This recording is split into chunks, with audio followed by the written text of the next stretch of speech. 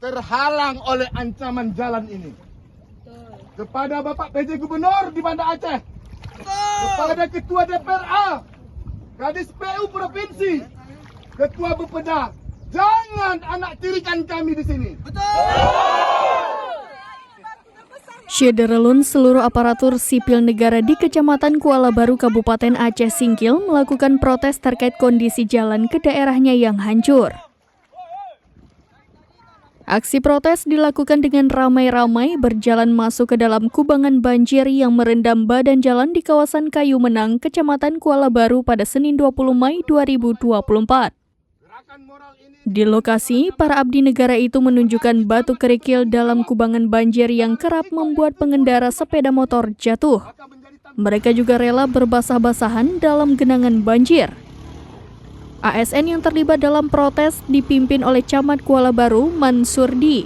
Sementara di belakangan semua ASN mulai dari PNS, pegawai honor di kantor camat, tenaga kesehatan di puskesmas hingga guru sekolah.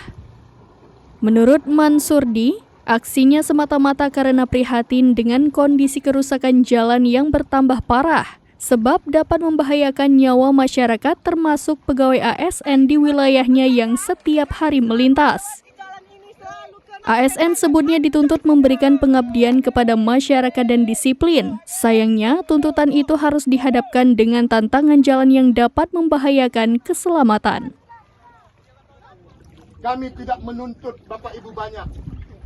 Andai kata anggaran yang di provinsi tidak memenuhi untuk membangun aspal kami ini supaya hotmade, kami tidak berharap itu.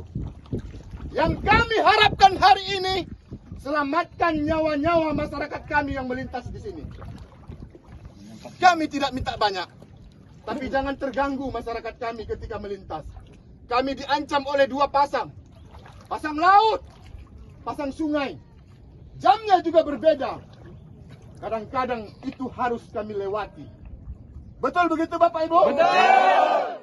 Dari Aceh Singkil, Dede Rosadi, SerambiNews.com. Download Tribun X sekarang, menghadirkan lokal menjadi Indonesia.